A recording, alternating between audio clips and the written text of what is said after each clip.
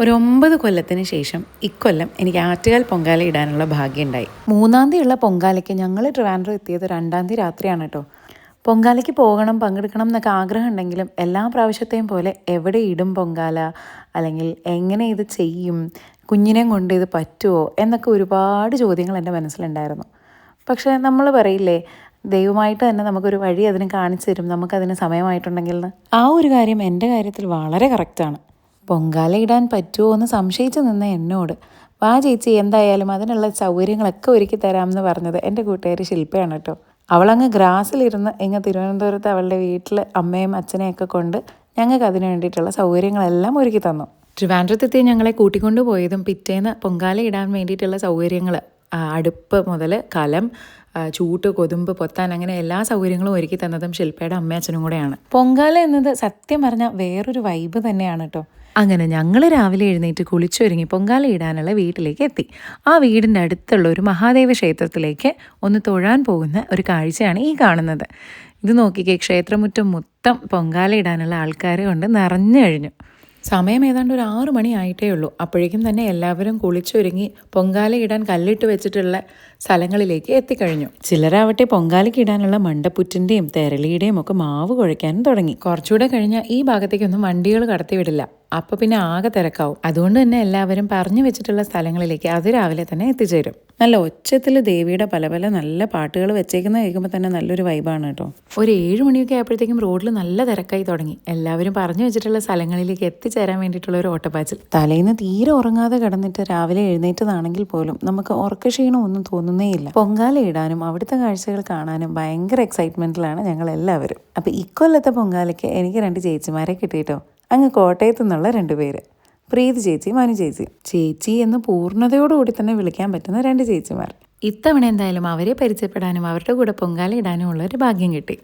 ആറ്റുകാൽ അമ്പലത്തിന് അടുത്തും അതിന് ചുറ്റിനുമുള്ള സ്ഥലങ്ങളിലും പൊങ്കാല ഇടാൻ വേണ്ടിയിട്ട് ആൾക്കാർ ആഴ്ചകൾക്ക് മുന്നേ കല്ലിട്ട് അവരുടെ സ്ഥലം ബുക്ക് ചെയ്യും.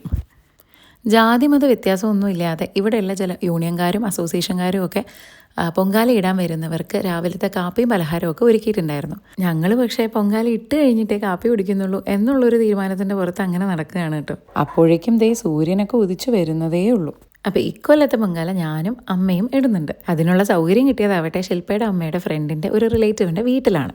വീടായതുകൊണ്ട് തന്നെ അവിടെ കുഞ്ഞിനെ ഒന്ന് ഉറക്കാനും കിടത്താനും ഒക്കെയുള്ള സൗകര്യം ഉണ്ടായിരുന്നു. അതുകൊണ്ട് ഞങ്ങൾക്ക് സ്വസ്ഥമായിട്ട് പൊങ്കാല ഇടാൻ പറ്റി. പൊങ്കാലയ്ക്ക് തൊട്ട് മുന്നേ ഒരു പ്രഹസനത്തിനായി കുറച്ച് ഫോട്ടോസൊക്കെ എടുത്തു. അത് കഴിഞ്ഞ് പൊങ്കാല അടുപ്പിൽ കലവും വെള്ളവും ഒക്കെ വെച്ച് അടുപ്പിന് തീ കൊടുക്കുന്നത് നോക്കി ഇങ്ങനെ കാത്ത് നിൽക്കുന്ന സമയമാണ്. എല്ലാവരും അങ്ങോട്ടും ഇങ്ങോട്ടും സഹായിച്ചും പറഞ്ഞു കൊടുത്തും തെറ്റുകൾ തിരുത്തിയും ഒക്കെയാണ് ഈ പൊങ്കാലയ്ക്ക് ഒരുങ്ങുന്നത്. ആറ്റുകാലമ്മയ്ക്ക് ഇഷ്ടപ്പെട്ട ശർക്കര പായസമാണ് ഞാനും അമ്മയും തയ്യാറാക്കുന്നത്. ഞങ്ങളുടെ കൂട്ടത്തിലുള്ളവർ മണ്ടപ്പുറ്റും തെരളിയും ഒക്കെ ഉണ്ടാക്കുന്നുണ്ട്. അതൊക്കെ ഓരോ നേർച്ചകളായിട്ട് ചെയ്യുന്നതാണല്ലോ. അടുപ്പൊക്കെ ഒരുക്കി കലവും സെറ്റ് ചെയ്ത് വെച്ചതിന് ശേഷം ഞങ്ങൾ എല്ലാവരുടെയും പൊങ്കാല ഒരുക്കങ്ങൾ കാണാനായിട്ടൊന്ന് ഇറങ്ങി. ചിലർ പൊങ്കാല കലത്തിന് ചുറ്റും ഇതുപോലെ പൂ ചുറ്റിയിട്ടേക്കുന്നത് കാണാം. പക്ഷെ നല്ലപോലെ തീ കത്തുമ്പം ഈ പൂവും കരിഞ്ഞു പോയില്ലേ എന്നുള്ളൊരു സംശയം എൻ്റെ മനസ്സിൽ ഇപ്പോഴും നിൽപ്പുണ്ട്. രാവിലത്തെ ഉറക്കമൊക്കെ കഴിഞ്ഞ് എണീറ്റ് മിഴിക്കുട്ടിനെയും കൂട്ടി ദേവിയുടെ മുമ്പിൽ പോയി കുറച്ച് ഫാമിലി ഫോട്ടോസും എടുത്തു. അതൊക്കെ കഴിഞ്ഞ് തിരിച്ചെത്തി അടുപ്പിലേക്ക് തീയും കൊടുത്ത് പൊങ്കാല ഇടാൻ തുടങ്ങി. നല്ല പൊരി വെയിലായിരുന്നു. അതുകൊണ്ട് തന്നെ തൊപ്പിയില്ലാത്ത ഒരു രക്ഷയില്ലാത്ത അവസ്ഥയായിരുന്നു. ആ ചൂടും പുകയും ഒക്കെ ഇങ്ങനെ അടിക്കാൻ തുടങ്ങിയപ്പോഴത്തേക്കും കണ്ണിൽ നിന്ന് കുടുകുടാ വെള്ളം വരാൻ തുടങ്ങി. മനസ്സിൽ ആഗ്രഹിച്ചിട്ടുള്ള കാര്യങ്ങൾ സാധിച്ചു തരണേന്ന് ദേവിയോട് പ്രാർത്ഥിച്ച് അങ്ങനെ പൊങ്കാല ഇടുമ്പോൾ കിട്ടുന്ന ഒരു ഫീൽ ഉണ്ടല്ലോ, അത് പറഞ്ഞറിയിക്കാൻ പറ്റില്ല. എല്ലാവരും അങ്ങനെ ഭക്തി നിറഞ്ഞൊരു മനസ്സോടുകൂടി പൊങ്കാല ഇടുന്നത് കാണാൻ തന്നെ ഒരു ചേലാണ്. റോഡിന്റെ ഇരുവശങ്ങളിലുമായിട്ട് ആയിരക്കണക്കിന് ആളുകൾ, അതും പല ജില്ലകളിൽ നിന്ന് ആൾക്കാർ വന്നിട്ടുണ്ട്. കണ്ണൂർ, കാസർഗോഡ്, കോഴിക്കോട്, തൃശ്ശൂർ, പാലക്കാട്, കൊല്ലം, അങ്ങനെ എല്ലാ സ്ഥലത്തു നിന്നുമുള്ള ആൾക്കാർ ഈ പൊങ്കാല ദിവസം തിരുവനന്തപുരത്ത് എത്തിച്ചേർന്നിട്ടുണ്ട്. ചിലരാവട്ടെ ഈ പൊങ്കാലയ്ക്ക് വേണ്ടിയിട്ടുള്ള കൊതുമ്പ്, ചൂട്ട്, കലം മുതലായ സാധനങ്ങൾ കൊണ്ടാണ് വന്നിട്ടുള്ളത്. തിരുവനന്തപുരംകാരുടെ ശരിക്കും ഒരു ഓണമാണ് പൊങ്കാല. എനിക്കങ്ങനെയാണ് തോന്നിയത്. പൊങ്കാലയ്ക്കിടാൻ എല്ലാവരും പുത്തൻ ഉടുപ്പ് എടുക്കുന്നത് മുതൽ വീടും നാടും നാട്ടുകാരും എല്ലാം പൊങ്കാലയ്ക്ക് വേണ്ടിയിട്ട് കുറേ നാൾ മുന്നേ തന്നെ ഒരുങ്ങുന്നു. മാത്രമല്ല ആറ്റുകാൽ അമ്പലത്തിനോട് ചേർന്നുള്ള വീടുകളിലൊക്കെ മുറ്റത്ത് തന്നെ പൊങ്കാല ഇടാനുള്ള സൗകര്യവും വീട്ടുകാർ കൊടുക്കുന്നുണ്ട്. അങ്ങനെ പറഞ്ഞിരിക്കുമ്പോഴത്തേക്കും പൊങ്കാല നല്ലതായിട്ട് തിളച്ച് വന്നു തുടങ്ങി. പൊങ്കാല ഇടുന്നതിൽ ഏറ്റവും മെയിനായിട്ട് എല്ലാവരും പറയുന്നത് ഈ അരി ഇങ്ങനെ തിളച്ചു തൂകി വീഴുമ്പോഴാണ്. നമ്മളൊരു കാര്യം മനസ്സിൽ ആഗ്രഹിച്ചിട്ടായിരിക്കുമല്ലോ പൊങ്കാല ഇടുന്നത്. ആ കാര്യം ദേവിയോട് പ്രാർത്ഥിച്ച് ദേവിയെ മനസ്സിൽ കണ്ട് പൊങ്കാല ഇട്ട് ആ പൊങ്കാല ഇങ്ങനെ തിളച്ച് തൂകി വീഴുമ്പോൾ നമ്മുടെ മനസ്സിന് കിട്ടുന്നൊരു സന്തോഷം ഉണ്ടല്ലോ, അതൊരു വേറെ ലെവലാണ്. ഈ അരി തിളച്ചു തൂവുമ്പോൾ ഏത് ദിശയിലേക്കാണ് തൂകി വീഴുന്നതും എന്നതിലും ഉണ്ടത്ര കാര്യം. കണ്ണൊക്കെ കുറച്ച് നീറിയാലും എനിക്കും അമ്മയ്ക്കും നല്ല സുഖമായിട്ട് പൊങ്കാലയിട്ട് തൊഴാൻ പറ്റി. നമ്മളറിയാതെ തന്നെ കണ്ണ് നിറഞ്ഞു പോകുന്ന ചില നിമിഷങ്ങളാണ് ഇതൊക്കെ. അങ്ങനെ അരിയൊക്കെ തിളച്ച് കഴിഞ്ഞ് അതിലേക്ക് ശർക്കരയും തേങ്ങയും പഴവും ഒക്കെ അരിഞ്ഞിട്ട് ഞങ്ങളതേ പായസമൊക്കെ റെഡിയാക്കി കഴിഞ്ഞു. അതിൻ്റെ ഇടയിലുള്ള വീഡിയോസോ ക്ലിപ്സോ ഒന്നും എനിക്ക് എടുക്കാൻ സാധിച്ചില്ല. കാരണം കണ്ണൊക്കെ നല്ലപോലെ നീറി തുടങ്ങിയപ്പോൾ വീഡിയോ എടുക്കാനുള്ള ഒരു മാനസികാവസ്ഥയൊന്നും ഉണ്ടായില്ല.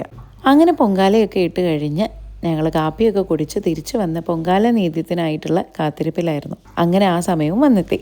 രാവിലെ ഞങ്ങൾ പോയ മഹാദേവ ക്ഷേത്രത്തിലെ തിരുമേനിയാണ് ഇവിടെയുള്ള പൊങ്കാലയിലെല്ലാം തീർത്ഥം തളിച്ച് ദേവിക്ക് നിവേദിക്കാനായിട്ട് എത്തിയിട്ടുള്ളത്. അങ്ങനെ പൊങ്കാല നേദ്യം ദേവിക്ക് സമർപ്പിച്ചതിന് ശേഷം ഒരു തിരക്കാണ് റോഡിൽ.